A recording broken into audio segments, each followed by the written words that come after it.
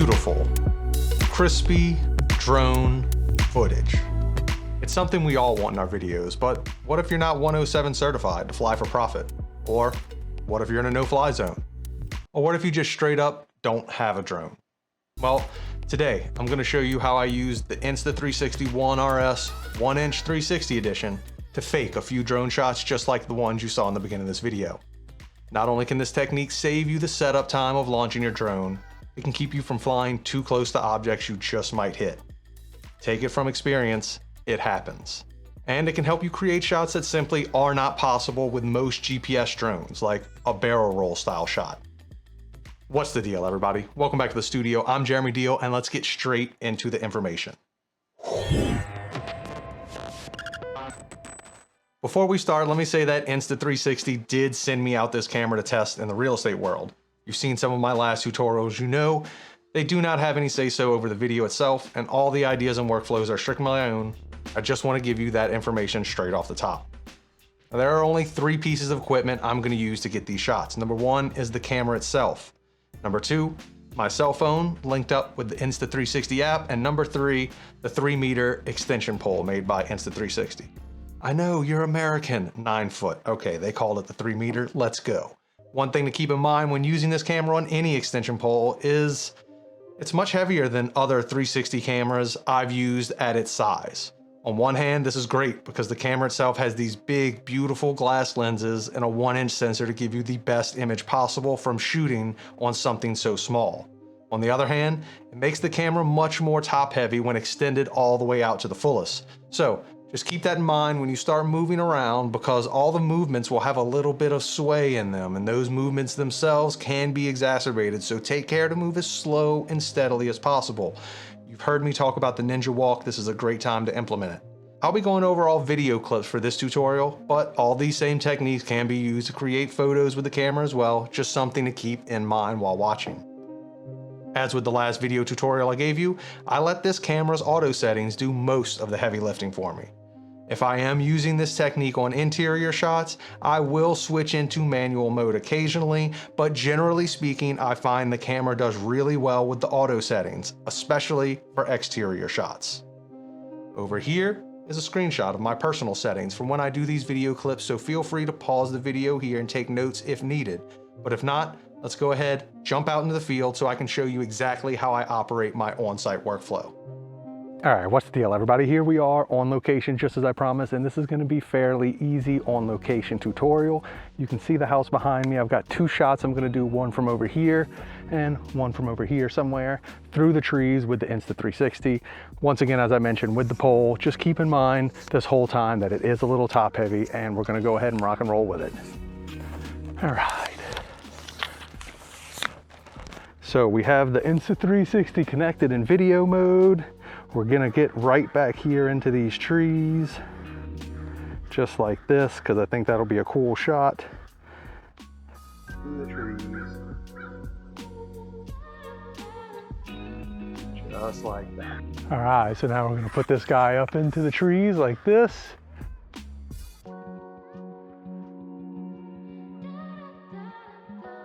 Gonna get back as far as we can, and I'm not actually gonna walk forward. I'm just gonna slowly tilt the camera forward through the trees, just like that. All right, so here we are right in the center, and just like before, slow lean.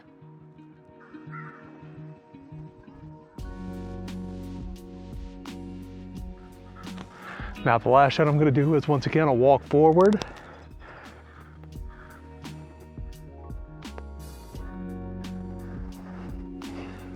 There we go, and just like that, we are now done. I can collapse this giant pole, and as I'm coming back this way, I'm gonna go ahead and tell you that the next step is to go into the office, and I will show you 2 ways to go about doing this. You can either do it in the Insta360 software, but I'll also show you a quick workaround, which I'll be making a full video on later, for a plugin for DaVinci Resolve that, in my opinion, makes the footage look even better than out of the Insta360 cam software, though you'll still require that software to move on to that step. So either way, before I ramble too much out here, let's go ahead and get inside the studio.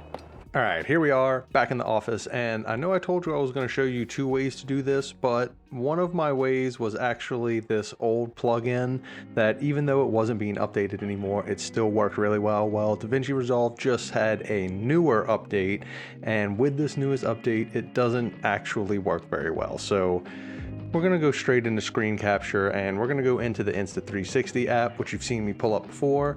Here we go, and let's just make this big, and I'm going to go ahead and pull in some files so we can get straight into this. Now I'm going to grab all of them from my side screen, pull them all over, just so we can go through them.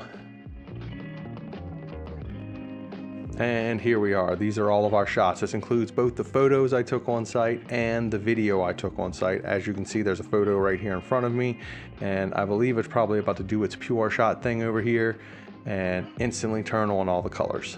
Boom, just like that. Now what we're actually going down to is the video right down here. Now you can see I already have this clipped out in different places, so I'm gonna undo all of this that I have so I can start from scratch just like you all. And there we go. Raw clip. Here we go. So if we start over here, here we are, and we're about to do that push through shot. So as you can see right now, I'm just scrubbing through the footage right here. Now wherever I see where I'm about to start this shot, which is about right here, I'm gonna come over here and press this little plus button that makes a keyframe. All this will pop up, and this is where you can do things. I actually prefer to pull this back to about 80, 75%, something like that, because I just find that the quality looks better. Even though it does have more of a fisheye look, the quality of the video itself looks better when you pull it back a little bit. Just my personal opinion. You don't have to do that. This right here is how you adjust the up and down right here. I usually say to go to 0 because that way you know your verticals are correct. This is how you go left or right over here, just like this. And if you want, you can start out here for this shot. Then what we're gonna do is press the space bar to start playing forward.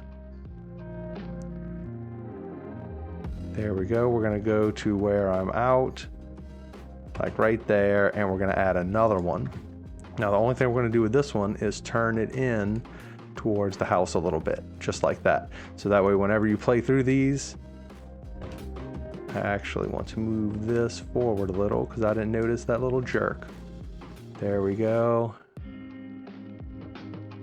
So this first one, I'm gonna come back and adjust again because I actually want it to be looking further away from the house, more in all of these trees. That was the whole reason I got here, right? So press circle again, there we go. And a nice little cut around. And just like that, you have this nice little cool fake drone shot coming right through the trees. Now, if you want to export this one, you grab your little things right here. We're going to bring them in just like this and like that. And what that's doing, that's marking the in and out points of your video. There we go. You could activate Color Plus, but as you can see, it's not something that I actually like very much. I prefer to just leave it as the raw image because typically I take this into Photoshop. Now, another thing you could do if you really wanted to make this more unique is you could add a little bit of zoom into here. Actually, you know what? Let's not do that. Let's just stay on topic right now.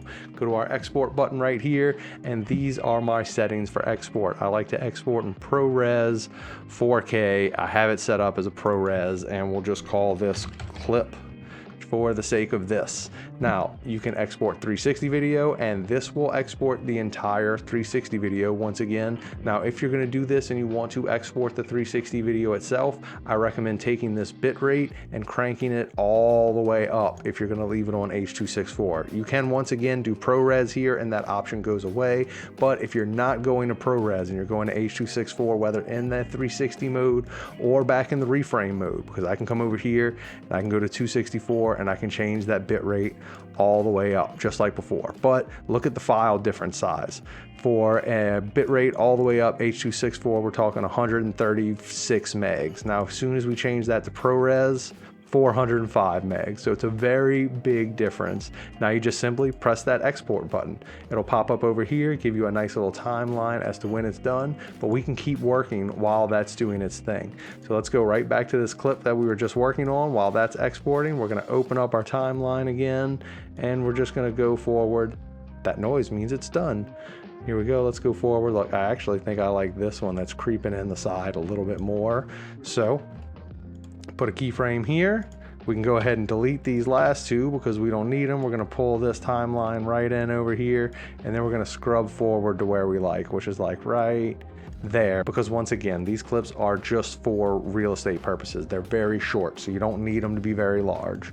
Do a little bit of this. Once again, we'll make it rotate as it goes through, just like we did before.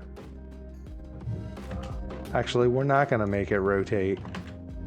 So we'll just delete this one altogether and add another one because I like the way it's going straight. And just like before, grab this in timeline, drag it all the way into where you want it, and go to export again. And we can call this one clip 2. Now you don't have to rename these along the way. I do it just so I can keep them all straight. And we're gonna do one more just in case you haven't gotten what's going on yet. So we'll grab this back up. We'll go ahead, move forward in the timeline to where I'm over here. There we go. I'm starting to move forward. So what we're going to do, delete this, delete this, delete that. There we go. Now we want to change back around, scrub forward again. There we go. I start moving forward. Let's do this.